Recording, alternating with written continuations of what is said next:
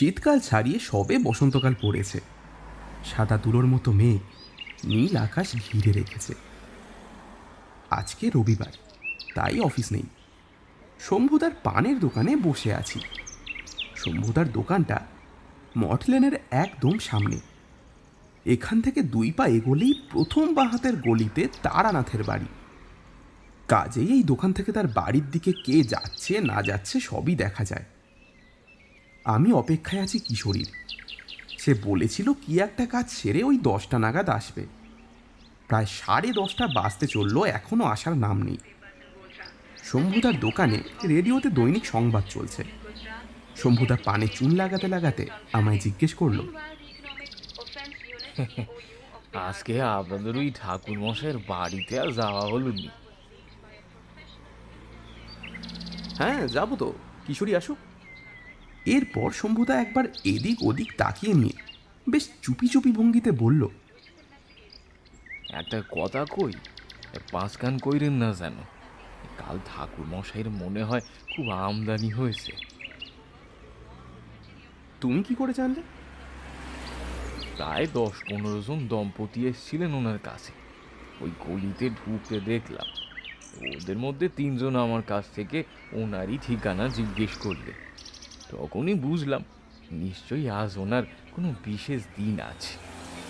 এত খোঁজ দিয়ে তো আসি না ওনার কাছে, আমাকে তো আর বলেন না এসব, তাই আমি জানিও না। হঠাৎ দেখলাম দূর থেকে ছাতা হাতে হন্তদন্ত হয়ে কিশোরী আসছে। তাকে আসতে দেখেই শম্ভুদা আবার বলল, হ্যাঁ, এই কিশোরী বাবু বা ঠাকুর মশাইকে কিছু কইয়েন না আবার, আপনাকে ভরসা করেই বললাম। তার দাম দিয়েন। আমি একটা মুচকি হাসি হেসে বললাম,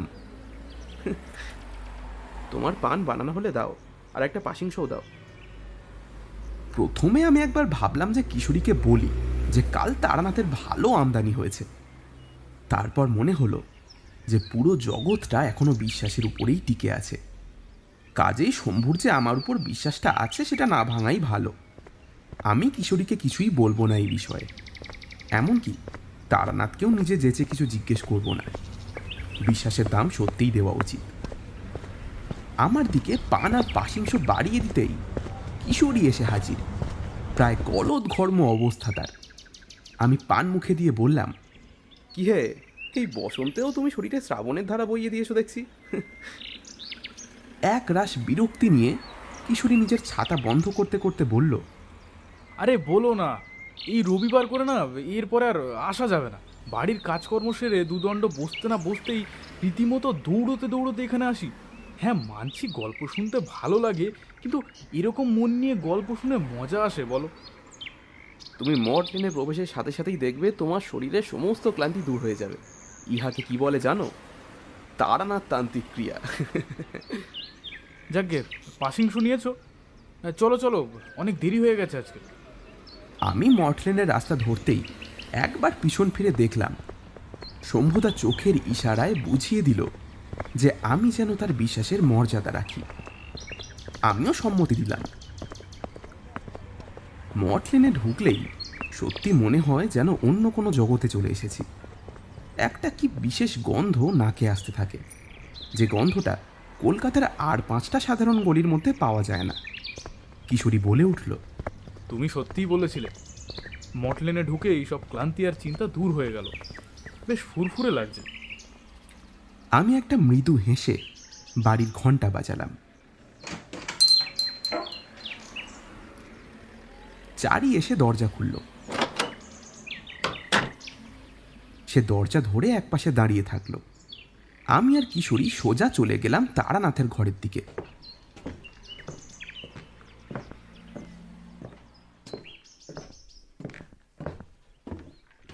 গিয়ে দেখলাম তারানাথ প্রায় 10-12টা লোহার বালা সামনে থেকে সরিয়ে অন্যত্র রাখছেন। আমি আর কিশোরী তার সামনে বসতে বসতে বললাম, এ কি ঠাকুর মশাই, এতগুলো লোহার বালা, কোনো বিশেষ পুজো হবে বুঝি? তারানাথ সেগুলো এক জায়গায় জড়ো করতে করতে ব্যস্ততার সাথেই উত্তর দিলেন, না না, পুজো কিসের আবার? ওগুলো কাল আমাকে কয়েকজন দিয়ে গেল। কেই বা এসব লোহার চাকতি আপনাকে দিয়ে গেল? আর এগুলোই বা কি বস্তু? মুখ তুলে কেবল একটা শব্দেই তারানাথ উত্তর দিলেন, ডার্কো।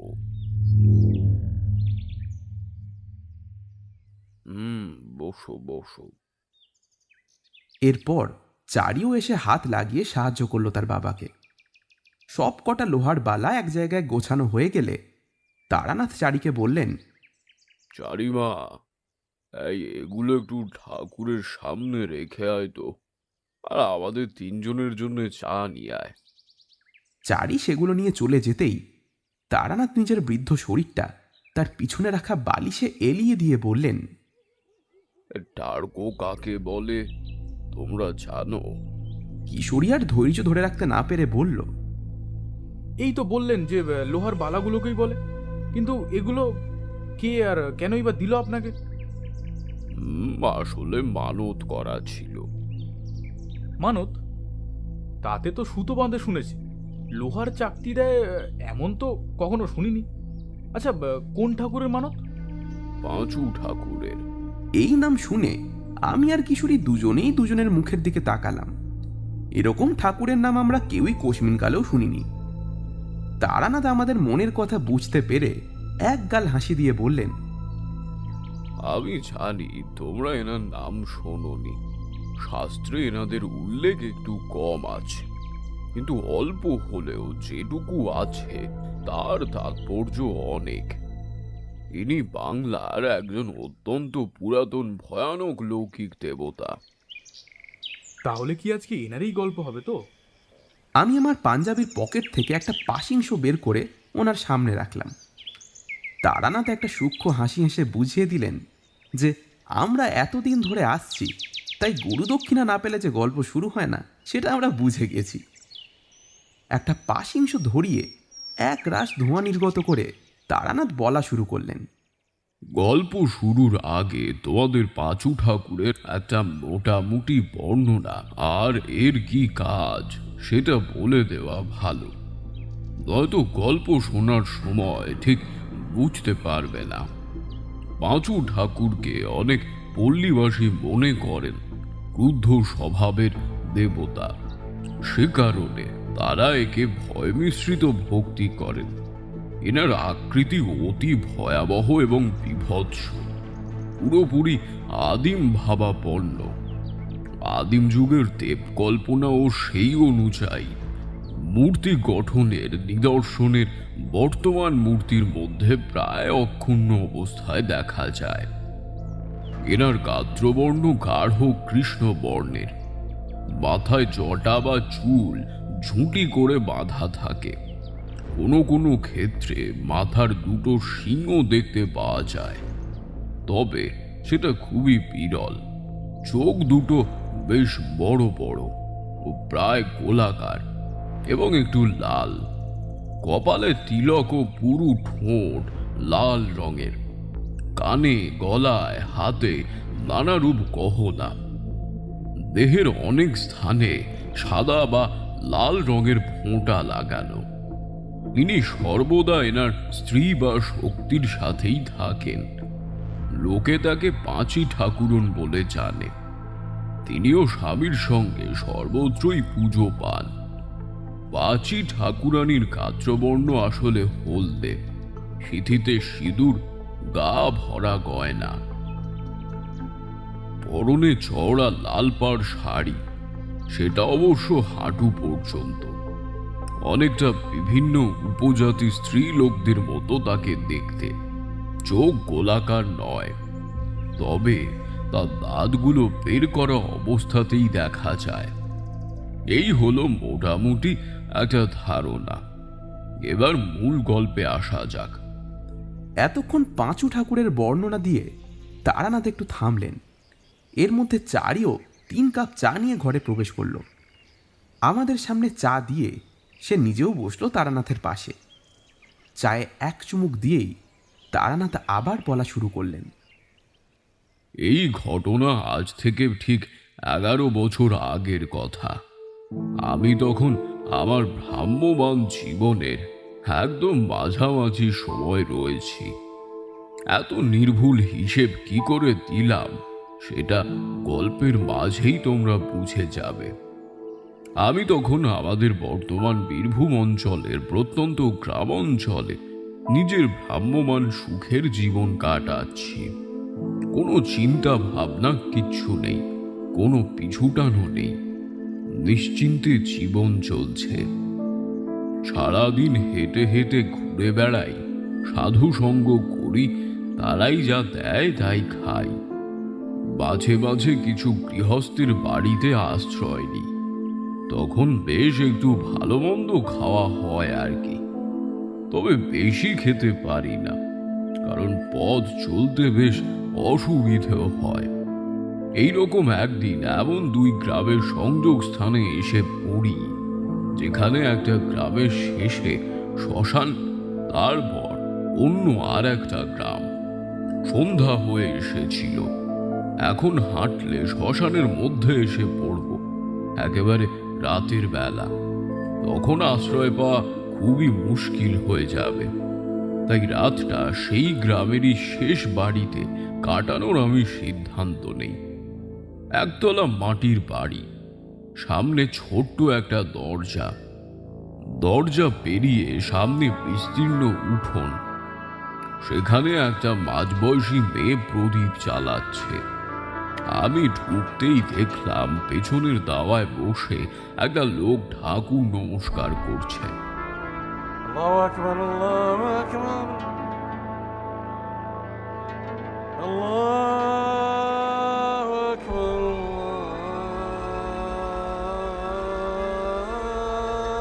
আমি কিছুক্ষণ অপেক্ষা করলাম, এসব সময় বিরক্ত করতে নেই। সেই লোকটা চোখ খুলেই আমাকে দেখে উঠে দাঁড়ালো। আমার পরনে তখন কালো পোশাক, হাতে ত্রিশূল আর কমণ্ডলু। দেখে সে ভাবলো আমি বোধহয় কোনো কাপালি। সে সাথে সাথে হাত জড়ো করে বলল, খোদার বান্দা আপনাকে উপরওয়ালা পাঠিয়েছে আমাদের কাছে। আসুন ঠাকুর, আসুন, গরিব খানায় আসুন। আমি কিছুই বুঝতে পারলাম না। আমাকে ভগবান তাদের কাছে পাঠিয়েছে, এর অর্থ কি? আমি তৎক্ষণাৎ বললাম, আসলে আমি একজন সামান্য ভ্রাম্যমান ব্রাহ্মণ, পথে পথে ঘুরে বেড়াই। এই বাড়ির পরেই তো মহাশ্মশান, তাই ভাবলাম রাতটা আপনার বাড়িতে যদি আশ্রয় পাই আর কি। সে দাঁত দিয়ে জিভ কেটে বলল, হ্যাঁ খোদা, আপনি এত কেন ভাবছেন? আসুন আসুন, বসুন। আমি দাওয়ায় বসতেই সে আমার সামনে লুঙ্গি ভাঁজ করে বসে তার মেয়ের উদ্দেশ্যে বলল, হে রাধেয়া, এক ডাব সুলে আনদি কি, জলদি যা। সাথে সাথে মেয়েটা ঘরের ভিতর ঢুকে গেল। এরপর সে আমার দিকে ফিরে বলল, বলিয়ে ঠাকুর, আমার নাম কলিম শেখ আছে, একটা ছোট্ট কলাবাগান আছে আমার। আমি তারানাথ চক্রবর্তী, কিন্তু আপনি আমাকে দেখেই তখন ওরকম উত্তেজিত হয়ে পড়লেন কেন? হব না সে কি, আপনার যে আসার কথাই ছিল। আমি ঘাবড়ে গেলাম। এ আবার কেমন কথা?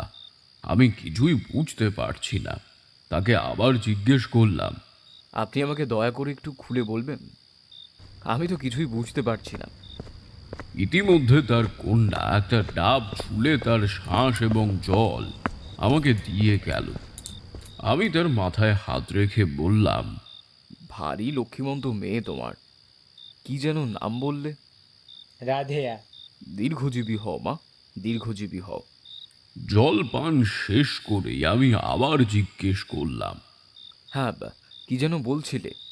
কালিম শেখ এবার গামছা দিয়ে তার কপাল মুছে বলল, আমি পুরা ব্যাপার ঠিক সে জানি না। আমাদের এই গ্রামের পরেই শ্মশান আছে, তারপরেই আছে দেওলপাড়া গ্রাম। সেখানের ঘটনা শুনেছি, বছর দেড়েক আগে সেখানের কোনো তান্ত্রিক পূজারীকে ওই সাহেবেরা পাথর পূজার জন্য বহুত মেরেছিল আর শেষে জিন্দা জ্বালিয়ে দিয়েছিল। তখনই সে নাকি অভিশাপ দিয়ে গেছিল যে জব তক না অন্য কোনো তান্ত্রিক এসে তার আধুরা কাম পুরা করছে, গ্রাম কে গাম মর কে শেষ হয়ে যায়গা। তাদের সেই গ্রাম তো প্রায় খতমের মুখে। শুনেছি ওরা ভয়ে কেউ বাচ্চা নিতে চায় না। এরপর কুয়াশায় মার্গকে ধীরে ধীরে ছড়িয়ে নাকি আমাদের গ্রামে এসে যাবে। ভালো হয়েছে, আমাদের গ্রামে কিছু শুরু হওয়ার আগেই এসে গেছেন। এখন আর কোনো ডর নেই। সে থামলে আমি একটা শ্বাস খেতে খেতে বললাম, কিন্তু আমি এসব কিছু না জেনেই এসেছি। অবশ্য হ্যাঁ, আমার আশাতে যদি কোনো সাহায্য হয় এবং কোনো অভিশাপ যদি দূর হয়, তাহলে আমি অবশ্যই চেষ্টা করব। সে দুহাত মাথায় ঠেকিয়ে আমাকে প্রণাম করে বলল, আমি জানতাম মানা করবেন না। আমি কালই আপনাকে নিয়ে যাব ওই গ্রামে। আজকে রাতটা আমার এখানে বিশ্রাম নেন। রাতে দুধ মুড়ি, কলা আর বাতাসা খিলাতে পারবো। আপনার অসুবিধে হবে জানি, তাও ওইটুকুই সামর্থ্য আমার। তোমরা তো জানোই আমার খাওয়ার বিষয়ে অত বাজবিচার নেই। আতিথেয়তায় মনের সারল্য এবং আন্তরিকতাই আসল, বাকি তো নিমিত্ত মাত্র। তাই তাকে আশ্বস্ত করে বললাম, আমার ওতেই হবে। রাতে এমনিতেও বেশি কিছু খাই না আমি। আরও কিছু গল্প করে আমার সন্ধেটা ওখানে কাটিয়ে দিলাম। তবে আমার মনে একটাই প্রশ্ন ঘুরতে থাকলো, কি এমন কারণে কোনো ব্রিটিশ সাহেব একজন পূজারীকে জ্যান্ত জ্বালিয়ে দেবে? সামান্য মূর্তি পুজো নিয়ে এত বাড়াবাড়ি হওয়ার কারণ কি? সেটা অবশ্য কাল ওই গ্রামে গেলেই হয়তো আমি জানতে পারব। খাওয়া দাওয়ার পর রাতে ঘুম আমার বেশ ভালোই হলো। নিচু ঘাট আর দক্ষিণে খোলা জানালার বাতাস অনেক দিন পরে বেশ আরামের ঘুম উপহার দিল। তবে সেদিন আমি ঘুমের মধ্যে একটা অদ্ভুত স্বপ্ন দেখেছিলাম। স্বপ্নে আমি দেখতে পেয়েছিলাম আকাশ থেকে অসংখ্য লোহার চাকতি মাটিতে পড়ছে, আর অনেক লোকজন সেগুলোকে পাগলের মতো কুড়িয়ে বেড়াচ্ছে। যে যতগুলো পারছে তুলছে। তখন এরকম স্বপ্ন বেশ অর্থহীন বলেই মনে হয়েছিল, কিন্তু আজ তার মাহাত্ম্য আমি বুঝতে পারি। এখন ভাবলে বুঝতে পারি যে ভগবান আমাকে বোঝাতেই চাইছিলেন যে সত্যি তারই ইচ্ছেতে আমি এখানে এসে উপস্থিত হয়েছি।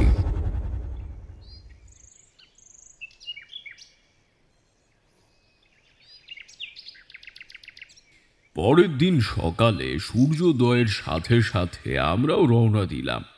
কালিম তার মেয়েকে বলল, রাধেয়া, বাড়িঘর দায়িখা রাখ। কোনো মুসিবত হলে পাশের বাড়ির চাচাকে তলব করিস। আমি 1-2 দিন পরেই ফিরে আইব। এরপর আমরা হাঁটা শুরু করলাম দেওলপাড়া গ্রামের উদ্দেশ্যে। গ্রাম পেরোতেই পথে পড়ল মহা শ্মশান। আমার শ্মশানের পরিবেশ ভালোই লাগে, বেশ শান্ত এবং পবিত্র স্থান। সকলের জীবদ্দশায় সব পাপ ধুয়ে মুছে যায় এই স্থানে। পবিত্র অগ্নিতে শুদ্ধ হয় সকলে। কালিম একটু ভয় পাচ্ছিল, সেটা আমি বুঝতে পারছিলাম। আমরা যখন শ্মশানের শেষ প্রান্তে এসে উপস্থিত হলাম, তখন দেখলাম এক অদ্ভুত দৃশ্য। অসংখ্য শিশু কঙ্কাল এবং অর্ধ কঙ্কাল শ্মশানের বালিয়াড়ির মধ্যে মিশে আছে।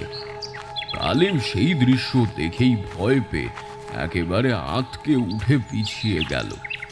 আমি কাছে গিয়ে দেখলাম সবকটি শিশুদের ছোট ছোট অর্ধ কঙ্কাল।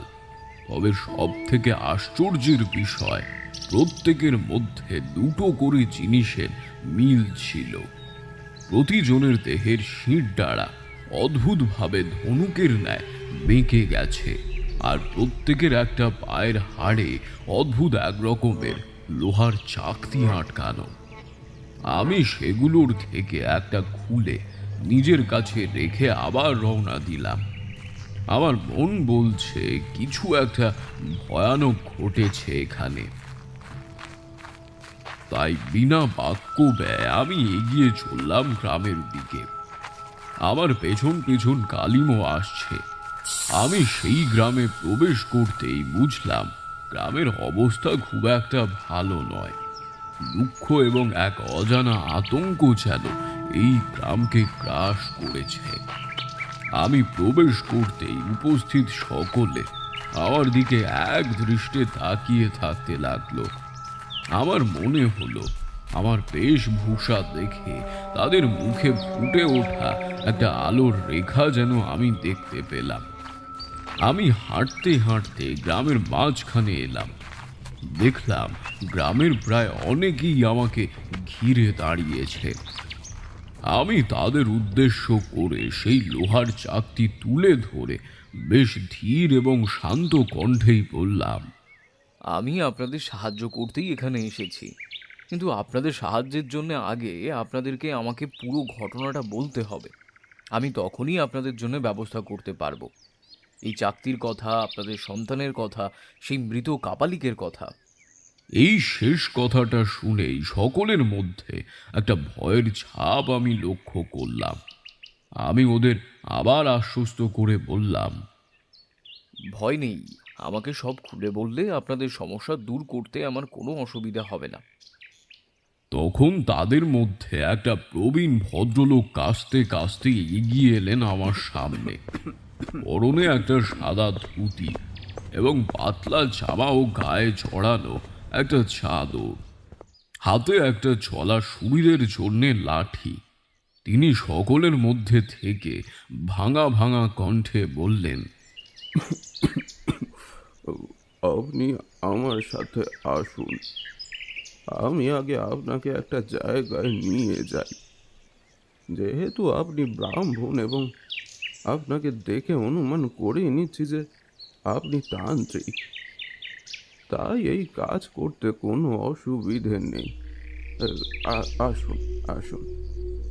প্রবীণ ভদ্রলোক কোনো রকম উত্তরের অপেক্ষা না করে এগিয়ে গেলেন সামনের দিকে। আমি কোনো কথা না বলে তার পেছন পেছন হাঁটতে লাগলাম। আমার পেছন পেছন কালিম এবং বাকি গ্রামবাসী আসতে লাগলো।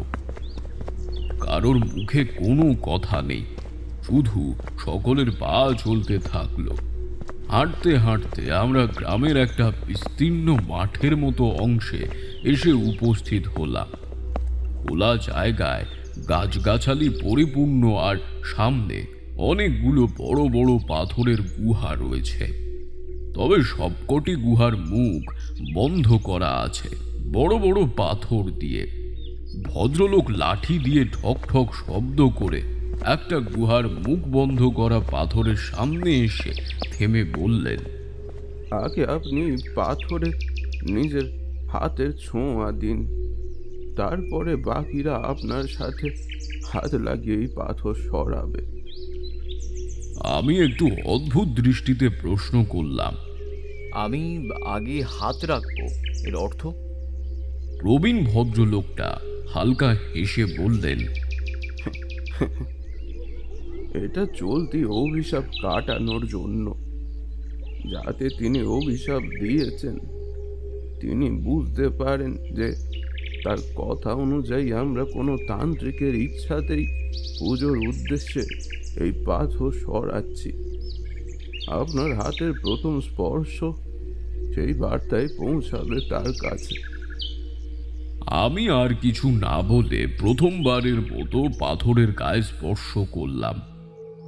এরপর ভদ্রলোক ইশারা করতেই বাকি গ্রামবাসীর মধ্যে কিছু বলিষ্ঠ লোক এসে হাত লাগালো পাথর সরানোর জন্য। কিছুক্ষণ সমবেত চেষ্টার পরে পাথরটি ধীরে ধীরে গুহার মুখ থেকে সরিয়ে দেওয়া হলো, আর সেটা ছড়াতেই এক নিশ্চিদ্র জমাট অন্ধকার আমাদের সাদরে অভ্যর্থনা জানালো।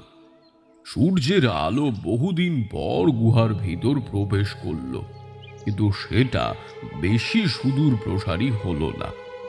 কাজেই গ্রামের দুজন লোক দুটো শুকনো গাছের ডাল আগুন জ্বালিয়ে মশালের মতো বানিয়ে দিল। একটা মশাল এরপর সেই বৃদ্ধ ভদ্রলোকের হাতে তুলে দেওয়া হলো। তিনি সেটি নিয়ে তাকে অনুসরণ করতে বললেন। এরপর তিনি ভেতরে ঢুকলে আমি, কালিম আর দুজন লোক আমাদের সাথে সাথে অন্য আর একটা মশাল নিয়ে এগোতে থাকলাম। অন্ধকারের মধ্যে আগুনের আলো এক অন্যরকম পরিবেশ সৃষ্টি করে। আমি দেখলাম গুহার দেওয়ালের গায়ে অসংখ্য চিত্র অঙ্কিত রয়েছে। আগুনের আলোয় যা বুঝলাম, কিছু কিছু স্থানে দেখানো হচ্ছে মা এবং পুত্রের স্নেহ, আবার কোথাও কোথাও দেখানো হচ্ছে এক দেবদেবীর সামনে কিছু মানুষ উবু হয়ে প্রণাম করছে।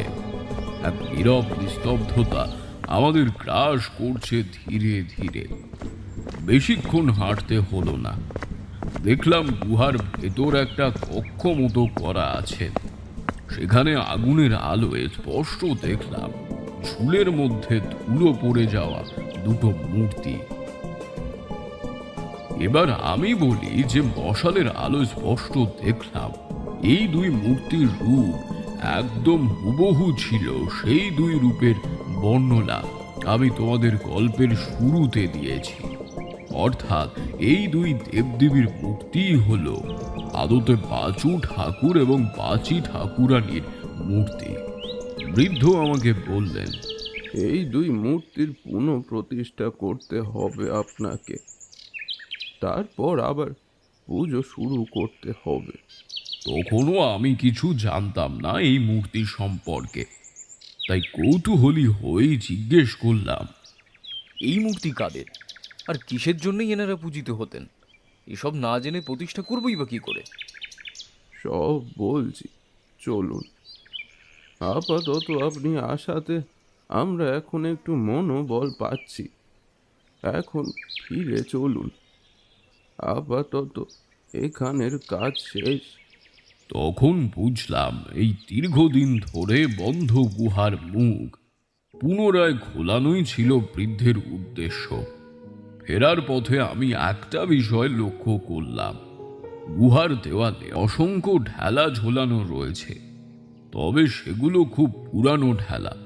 এর কি কারণ আমি ঠিক বুঝলাম না। ভাবলাম হয়তো ওই প্রবীণ ভদ্রলোকই সব খোলসা করবেন। এরপর আমরা সকলে মিলে পুনরায় গ্রামে ফিরে এলাম। ফেরার পথে সেই প্রবীণ ভদ্রলোক আমাকে পাঁচু ঠাকুরের এবং পাঁচি ঠাকুরানীর বিস্তর বিবরণ এবং কার্য বুঝিয়ে দিলেন। এরপর তার বাড়ির সামনে এসে সকলে জমায়েত হলাম। আমি আর ভদ্রলোক বসলাম তার দাওয়ায় এবং বাকি সকলে বসলেন সামনের উঠোনে। ভদ্রলোক নিজের ধুতি কোছা থেকে একটা ছোট্ট বিড়ির প্যাকেট বের করে সেখান থেকে একটা বিড়ি নিজে ধরালেন এবং একটা আমাকে দিয়ে বলা শুরু করলেন,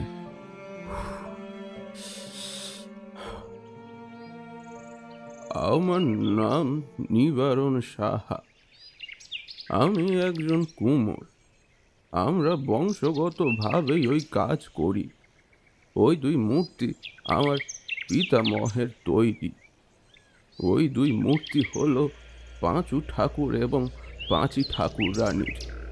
পাঁচু ঠাকুর হলেন শিশু রক্ষা এবং মরকের দেবতা, অত্যাধিক হিংস্র এবং ভয়াবহ। ওনার শক্তির মূল উৎস ওনার স্ত্রী, তাই তার পাশাপাশি তার স্ত্রীকেও পুজো করার পদ্ধতি আছে। বহু বছর পূর্বে আমাদের গ্রামের নবজাতকদের শৈশবকালে এক অদ্ভুত রোগ দেখা দিয়েছিল। তাদের শরীরের শির দ্বারা অদ্ভুতভাবে ধনুকের মতো বেঁকে যেতে লাগলো। সেই রোগ ধীরে ধীরে সম্পূর্ণ শরীর দুর্বল করে দিত এবং ধীরে ধীরে সেই সব শিশুরা মৃত্যুর কোলে ঢলে পড়ত। আমাদের দাদুর সময় এই রোগকে বলা হতো পেঁচোয় ধরা বা পুয়ে পাওয়া। এই রোগকে বর্তমানের ডাক্তারি ভাষায় বলা হয় ধনুষ্টঙ্কার। তৎকালীন গ্রামের মানুষদের বিশ্বাস, উদরস্থ ভ্রূণকে রক্ষা করেন এই পাঁচু ঠাকুর। তারা মানত করেন যদি সন্তান সুস্থ হয় এবং রোগমুক্ত হয়, তাহলে তারা আড়ম্বরের সহিত দুই দেবদেবীর পুজো দেবেন। অনেকের আবার অন্যরকমও মানত আছে। আপনি হয়তো খেয়াল করেছেন গুহার গায়ে অনেক ঢেলা ঝুলছে। ওগুলো তাদের মানদেরই অংশ। তাদের বিশ্বাস ওই ঢেলা দেবতার দৃষ্টিগোচর হলে তিনি ভ্রূণ বা রুগ্ন শিশুকে রক্ষা করবেন। এক নাগাড়ে এতগুলো কথা বলায় তিনি একটু কাশতে থাকলেন। কালিম সাথে সাথে এক ঘটি জল ওনার দিকে এগিয়ে দিল। আমি মনে মনে ভাবলাম, যাক, একটা জিনিস অন্তত না জিজ্ঞেস করতেই জানা গেল। আমি এবার ঝোলা থেকে সেই লোহার চাকতি বের করে দেখিয়ে জিজ্ঞেস করলাম, এই জিনিসটা বাচ্চাদের পায়ে পড়ানো হয় কেন? নিবারণ বাবু একটা ছোট্ট হাসি হেসে হাতে ধরা পিঁড়িতে শেষ টান দিতে সেটা মাটিতে পা দিয়ে মিশিয়ে দিয়ে বললেন, ওটাকে বলা হয় ডার্কো। এটা অন্য একটা মানদেরই অংশ। অনেক সদ্য সন্তান প্রাপ্ত অভিভাবক সন্তান জন্মের পর থেকে পাঁচু ঠাকুরের রক্ষা কবচ হিসেবে তার পায়ে একটা করে লোহার বালা পরিয়ে দিতেন। প্রায় 11 বছর অবধি এই বালা তাদের পায়ে রাখা হতো। এই 11 বছর তাদের চুল কাটানো হতো না, এমনকি কোনো রকম কবিরাজ পর্যন্ত দেখানো হতো না।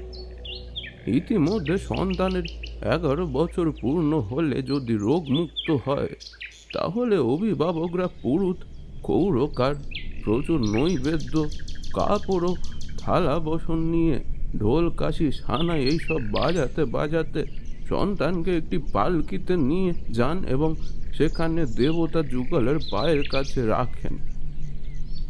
এই দিন সন্তানদের প্রথম চুল কাটা হয় এবং বাড়ির মহিলাদের এবং বড় বোনদের সেই সব কাজ করতে হয়, যেই কাজ তারা 11 বছর পূর্বে মানত করার সময় করেছিলেন। ওই দিন এই ডার্কো খুলে পূজারীকে দিয়ে আসেন এবং তার হাত দিয়ে সেইগুলো জলে ভাসান দেওয়া হয়। ভদ্রলোক এক নাগাড়ে কথাগুলো বলে একটু দম নিলেন। এই বয়সেও তার কথা বলার ভঙ্গিতেই বোঝা যায় কতটা স্থায়িত্ব তার মধ্যে বর্তমান। তিনি থামলে কালিম আরো এক ঘটি জল দিলেন। আমি এতক্ষণ পরে বুঝলাম আসল ঘটনা। এবার আমার এটা জানা জরুরি যে কি এমন ঘটলো বছর 1.5 আগে যে সম্পূর্ণ গ্রামটা প্রায় অভিশপ্ত হয়ে উঠল। তাই আমি নিচু কণ্ঠে প্রশ্ন করলাম, তাহলে 1.5 বছর আগে এমন কি অসম ঘটনা ঘটলো যে কোনো কাপালিক পূজারীকে? একটা দীর্ঘশ্বাস ফেলে ভদ্রলোক আবার বলা শুরু করলেন, এই ঘটনাটা ঘটেছিল যখন 2 বছর আগে জেনারেল উড তার 3 বছরের সন্তানকে নিয়ে আমাদের গ্রামে আসেন। তিনি গ্রামে আসেন একটা কারখানা তৈরি করতে। তিনি আসার পরেই আমরা তাকে সাদরে গ্রহণ করি। তার সন্তানের নামে আমরা পুজো করতে চাই, আর এতেই তার সম্মানে আঘাত লাগে। তিনি সাহেবী মানুষ। আমাদের মতো মানুষদের কথা আর আমাদের পুজো, আমাদের বিশ্বাস সব কিছুতেই তিনি অন্ধবিশ্বাসের ছোঁয়া দেখতে পান। আর তবুও যদি তিনি আমাদের বিশ্বাসে মত দিতেন, তাহলে যদি বাইরের কেউ এই কথা জেনে যেত, তাহলে তার সম্মান বিদেশের মাটিতে মিশে যেত। কিন্তু তিনি বুঝলেন না পাঁচু ঠাকুরের রোষানল কি ভয়ঙ্কর। তিনি হুকুম জারি করে দিলেন, গ্রামের কেউ আর এইসব মূর্তি পূজা করবেন না।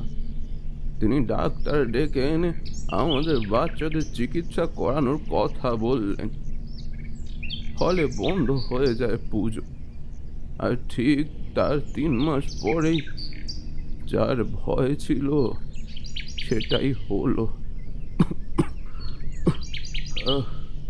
গ্রামে একসাথে 3 জনের ছোট সন্তানের ধনুষ টঙ্কা ধরা পড়ল। জেনারেল উডের কাছে খবর গেলে তিনি ডাক্তার নিয়ে আসেন, কিন্তু ডাক্তারের চিকিৎসায় কিছুই হলো না। এবারে আমি নিবারণ বাবুর চোখে অল্প অল্প জল দেখতে পেলাম। তার ভাঙা ভাঙা কণ্ঠ এবার যেন ধরে আসছে। তিনি বলতে থাকলেন, গ্রামবাসী হাত জোর করে প্রার্থনা করেছিল জানেন, যাতে তিনি পূজার অনুমতি দেন, কিন্তু এতে আতে ঘা লাগে সাহেবের। শেষে কি না পুজো পাঠের কাছে হার মানবে বিজ্ঞান। তিনি ঘোষণা করে দিলেন বাইরে থেকে আরো বড় ডাক্তার আনবেন, কিন্তু যে মূর্তি পূজা করবে তাকে তিনি মাঝ রাস্তায় জ্যান্ত জ্বালিয়ে দেবেন। কিছু কিছু জিনিস হয় জানেন, যেটা গায়ের জোরে আটকানো যায় না, ব্যর্থ চেষ্টা করা হয়। এটাও তাই হয়েছিল। বড় ডাক্তার এসেও কোনো লাভ হয়নি। গ্রামে ধীরে ধীরে বাড়তে থাকে ধনুষ্টঙ্কার রোগ। এরপর তিনি ধুতির খুঁট দিয়ে চোখ মুছতে মুছতে বললেন, প্রণয় আমার খুব ভালো বন্ধু ছিল। বয়সে ছোট হলেও আমার সাথে ওর বন্ধুর মতোই মিশত। ওই পুজো করতো পাঁচু ঠাকুরের, তন্ত্র সাধনা করত, তবে মধ্যমানের সাধনা। আমার যতদূর ধারণা আছে, যা দিয়ে লোকের ভালো করা যায় সেই সব সাধনাই ও করতো।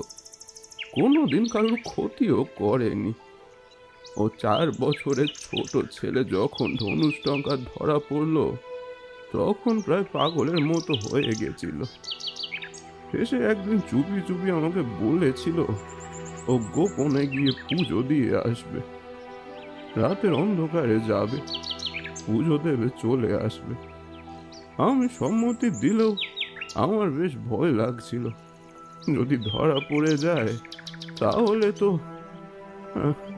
আমি ওকে বললাম যে দেখো, এত ঝুঁকি নিয়ে কাজ করো না, ধরা পড়লে। কিন্তু ওর মাথায় জেদ চেপে গেছিল। আমাকে থামিয়ে দিয়ে বলল, চোখের সামনে মারা যাবে আমার ছেলেটা, আর আমি বসে বসে দেখবো। কিচ্ছু হবে না, কিচ্ছু হবে না, তুমি শুধু মুখটা বন্ধ রেখো। ওর সেদিন রাতেই যাওয়ার কথা ছিল। আমার ঘুম আসছিল না কিছুতেই। যত রাত বাড়ছিল, আমার ভিতরটা ভয় আর চিন্তায় অস্থির হয়ে উঠছিল। ঠিক মাঝ রাতের পূর্বে পূর্বে একটা বিকট শোরগোল শোনা গেল। আমি বুঝে গেলাম যে প্রণয় ধরা পড়ে গেছে। চোখের জল কোনো মতে ধরে রেখে বাইরে বেরোলাম।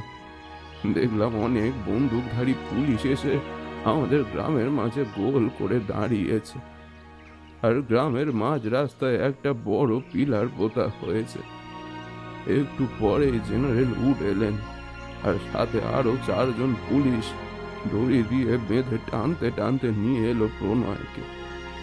ওর সারা শরীর অকথ্য অত্যাচারের চিহ্ন, রক্তে ভেসে যাচ্ছে ওর মুখ, জামা কাপড়ে অজস্র ছেঁড়া ফাটা চিহ্ন। জেনারেল উডের একটা হাতে কাঁটাওয়ালা চাবুক।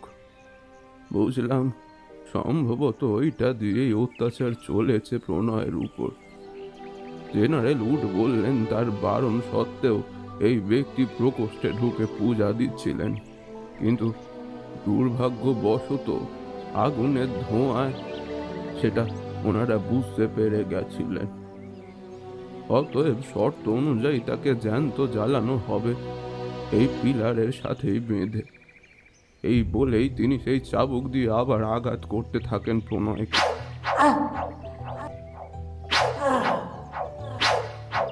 আর নিস্তেজ প্রণয় ভাবলেশীন ভাবে সেই আঘাত বুকে নিচ্ছিল।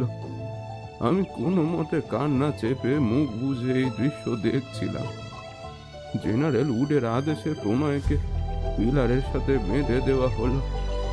তার সারা শরীরে কেরোসিন তেল ঢেলে আগুন জ্বালিয়ে দেওয়া হলো। একটা কোনো লোক আমরা কেউ কোনো প্রতিবাদ করলাম না। আনুর মতন আমরা শুধু দাঁড়িয়ে দাঁড়িয়ে দেখলাম। কানে শুধু প্রণয়ের চিৎকারের শব্দ আসতে থাকলো, আর চিৎকারের মধ্যেই তার শেষ কথাগুলো শুনতে পেলাম। যতদিন না কোনো তান্ত্রিক পূজারী আবার এই দেবতার প্রতিষ্ঠা করে পুজো করছে, ততদিন এই গ্রামে কোনো নবজন্ম সন্তান সুস্থভাবে বাঁচবে না। এই আমার অভিশাপ রইল।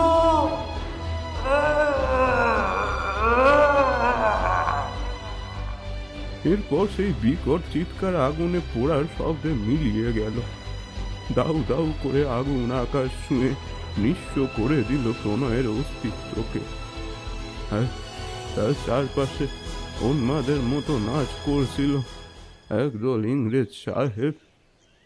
এই বর্বরের মতো আচরণ কোনো মানুষেরই হতে পারে না, কোনো মানুষের হতেই পারে না।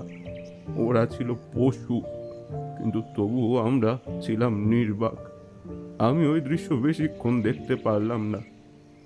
ঘরে ফিরে দরজা বন্ধ করেই কাস্তে কাস্তে চোখের জল মুছে নিয়ে একটু বিরতি নিলেন নিবারণ বাবু।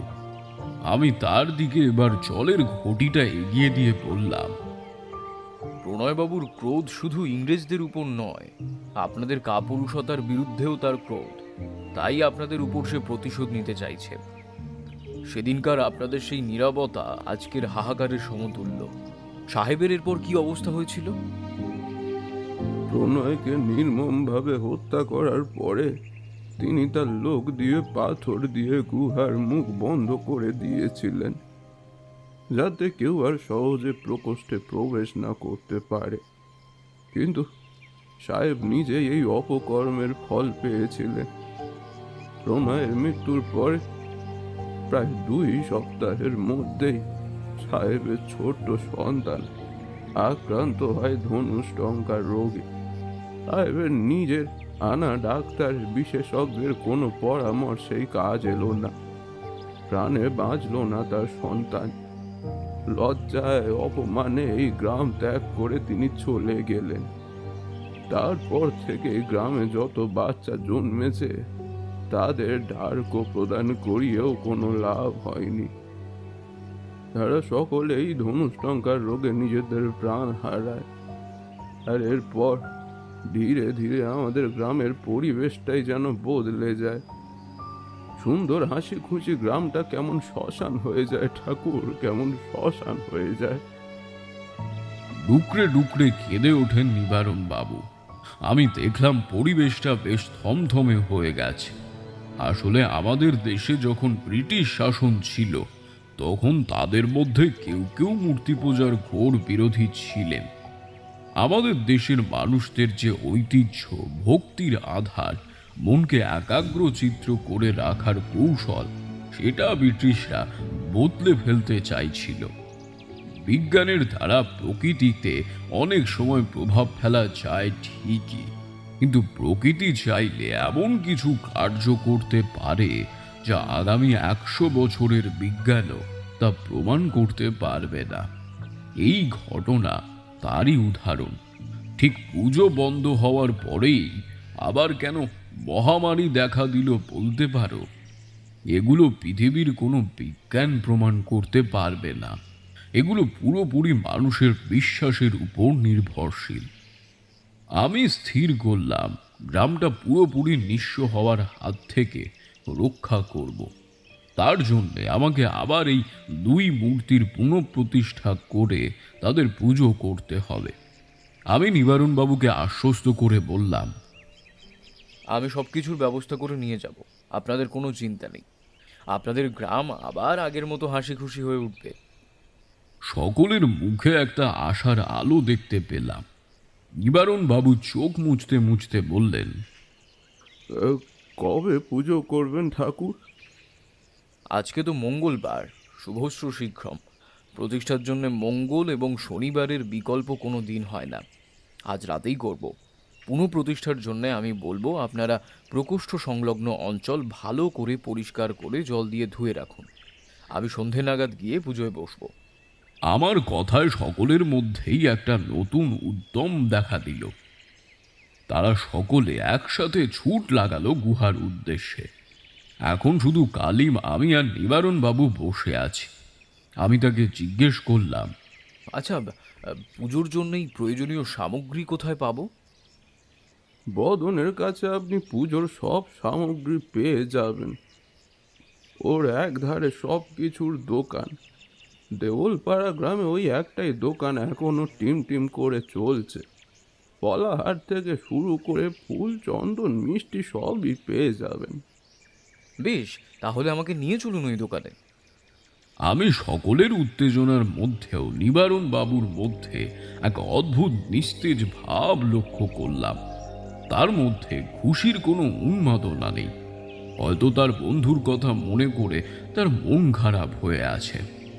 কিছুক্ষণ হাঁটার পর আমি আর নিবারণ বাবু এলাম বদনের দোকানের সামনে। লোকটা মাঝারি বয়সের, মাথায় টাক, রোগা চেহারা, একটা সবুজ গেঞ্জি আর ধুতি পরে বসে আছে। নিবারণ বাবু দোকানের সামনে গিয়েই বললেন, এই কি রে বদন, এই দোকানপাট কেমন চলছে? আর কেমনে চলবে বলো, মন্দার সময় যেমন চলা তেমনই চলছে। কবে যে একটু সুদিন আসবে কে যায়। এবারে ভালো সময় আসবে রে বদন। এই যে ঠাকুর মশাই খুব বড় মাপের তান্ত্রিক, ইনি পুজো করবেন আবার আজকে রাতে।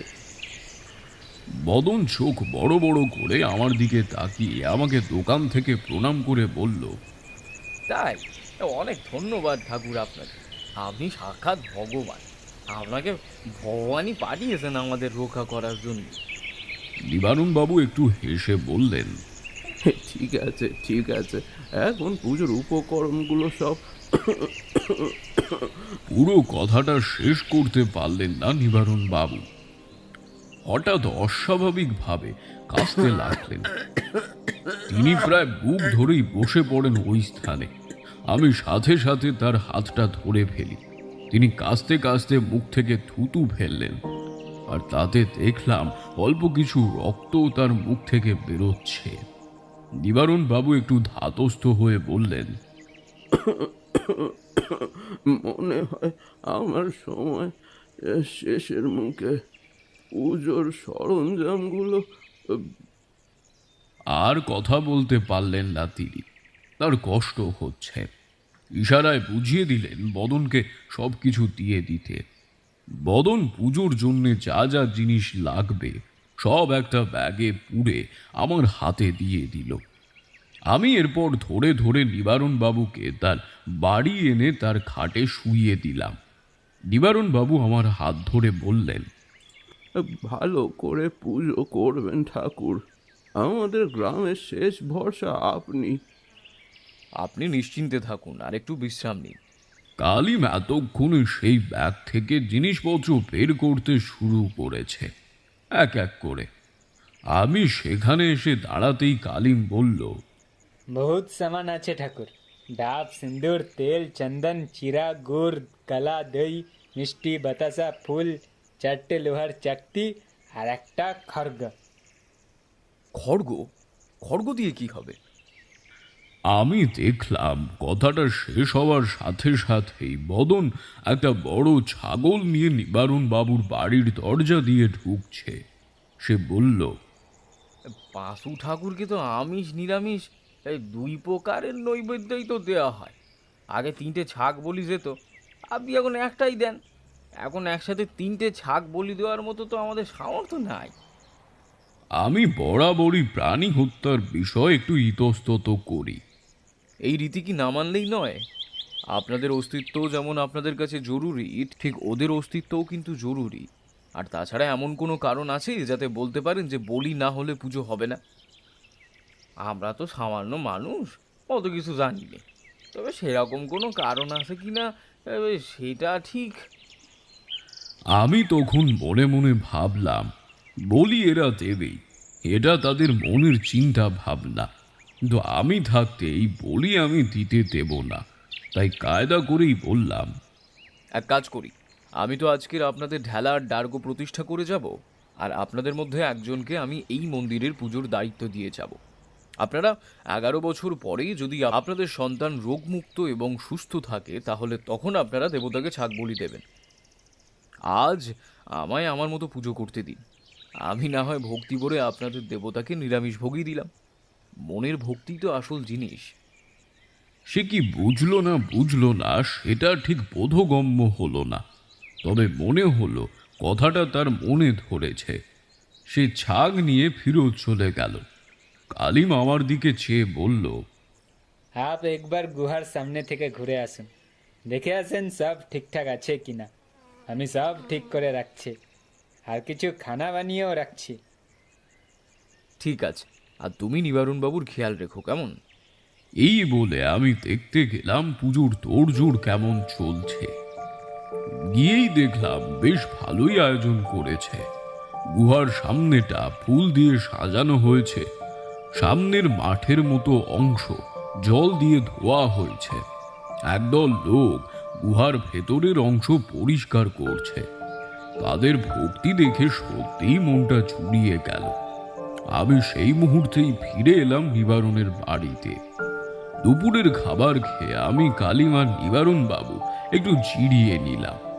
নিবারণ বাবু এখন একটু ভালো আছেন, কিন্তু খুবই দুর্বল। আমি ওনাকে শুধু একটা প্রশ্ন করেছিলাম, নিবারণ বাবু, যদি দয়া করে কষ্ট করে বলেন যে এই পুজোর ভারপ্রাপ্ত পূজারী কে হতে পারে, তাহলে বেশ উপকার হয়। তিনি বেশ ধীর কণ্ঠে উত্তর দিলেন, সাধারণত কোনো কাপালিক বা তান্ত্রিক পূজারই সব থেকে উপযুক্ত। তবে সেরকম কেউ না থাকলে গ্রামের প্রধান যিনি তিনি করতে পারেন। তবে না এখন গ্রামে কোনো তান্ত্রিক আছে, আর না গ্রামের প্রধান বলে কেউ আছে। এরা ছাড়া আর কারোর অধিকার নেই?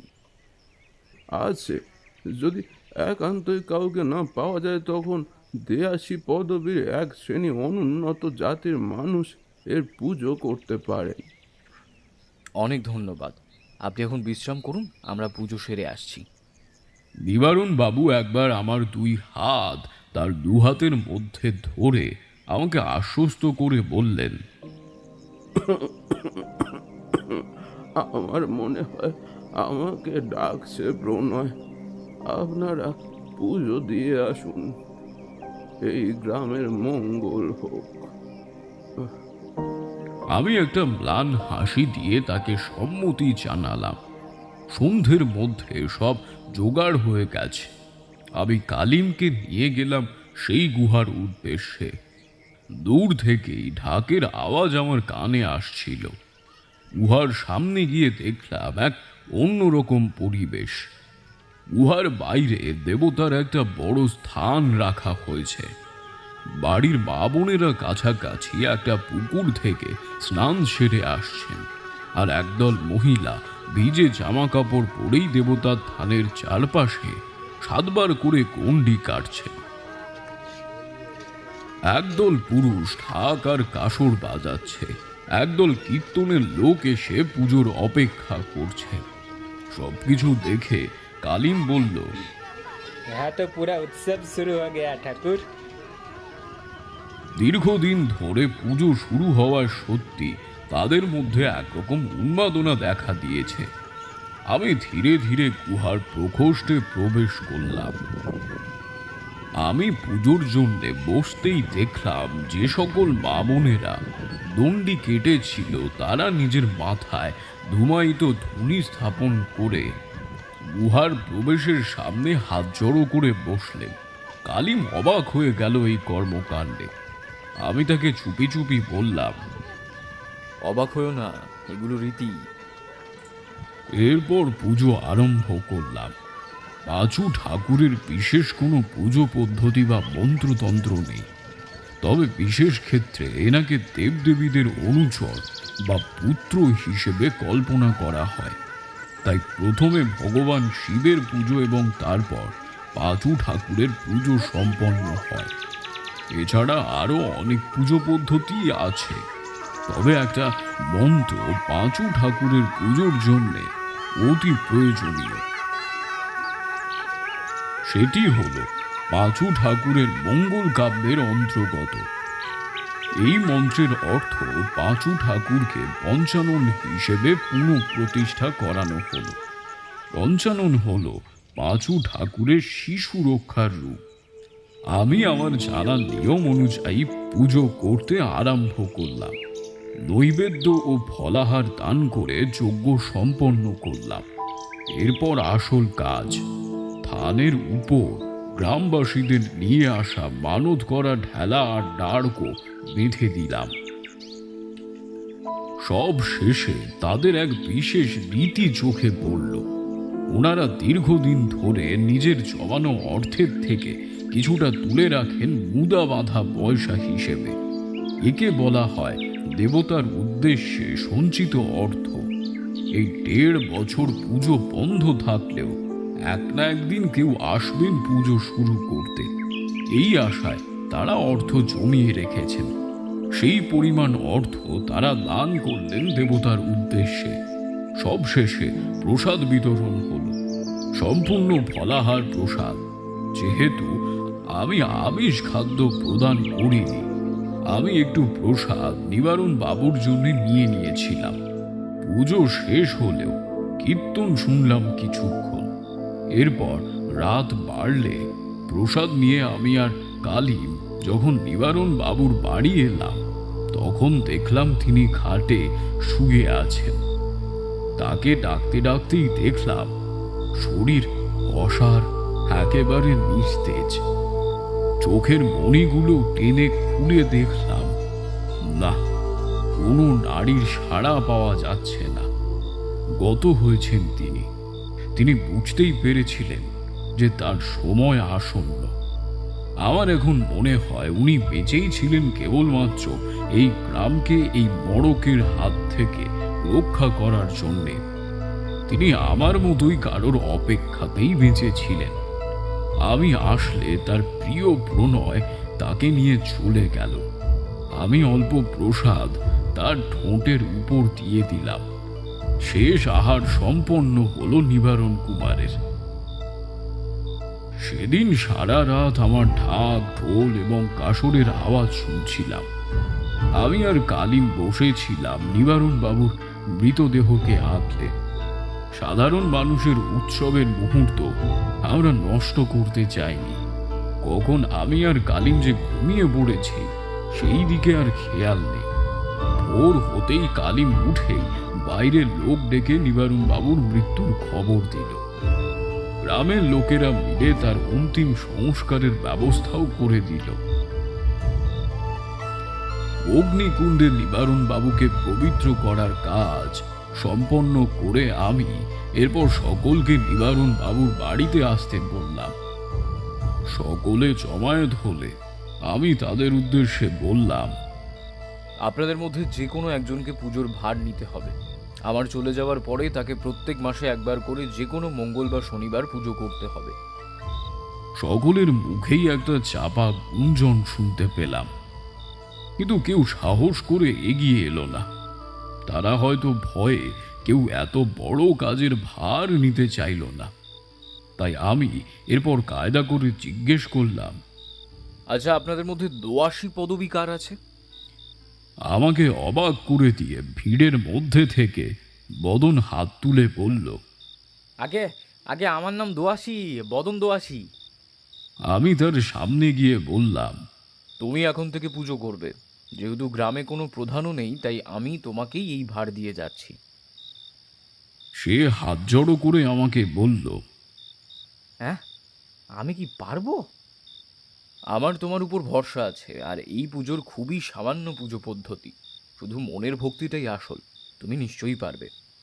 সে আমার পা ছুঁয়ে প্রণাম করল, তারপর বলল, 11 বছর ধরে আমাদের গ্রামের অবস্থা যদি কুশল মঙ্গল থাকে এবং আমি যদি ততদিন জীবিত থাকি, তাহলে এই ডার্কো খুলে আমি নিজে গিয়ে আপনার হাতে তুলে দিয়ে আসব। আর আমার অবর্তমানে আমাদের গ্রামের কিছু লোক গিয়ে দিয়ে আসবে। আমি একটা সূক্ষ্ম হাসি হেসে সম্মতি দিলাম। এরপর আমি আর কালিম আবার আগের গ্রামে কালিমের বাড়ির উদ্দেশ্যে রওনা দিলাম। যাওয়ার সময় সকলে আমাকে এক প্রকার জোর করেই তাদের গ্রামের কুমারদের তৈরি একটা মাটির মূর্তি উপহার দিয়েছিল। সে এখন কোথায় আছে আমার তা খেয়াল নেই। যাকে এরপর সেদিন বিকেল বিকেল আমরা ফিরে এলাম কালিমের বাড়িতে। সেই রাতটা আমি কালিমের বাড়িতেই কাটালাম। পরের দিন ভোর হতেই আমি আবার রওনা দেওয়ার জন্য প্রস্তুত হলাম। যাওয়ার সময় কালিম একবার আমায় বলল, আপনি কি আর আমার এদিকে আসবেন না? আমার তো কোনো ঠিক নেই কালিম, কখন কোথায় থাকি। আমি যদি জিন্দা থাকি ফির আমিও আপনার ঘরে যাব 11 সাল বাদ। নিশ্চিন্তে যেও, এখন আসি।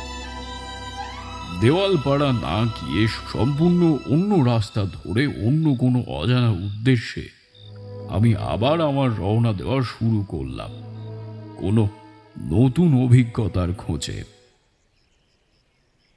তারানাথ থামলে কিশোরী বলে উঠল, তার মানে ওই লোহার চাকতিগুলো সেই 11 বছর আগের ডার্কো, মানে যেগুলো আপনি ওই তখন প্রতিষ্ঠা করে দিয়ে এসেছিলেন?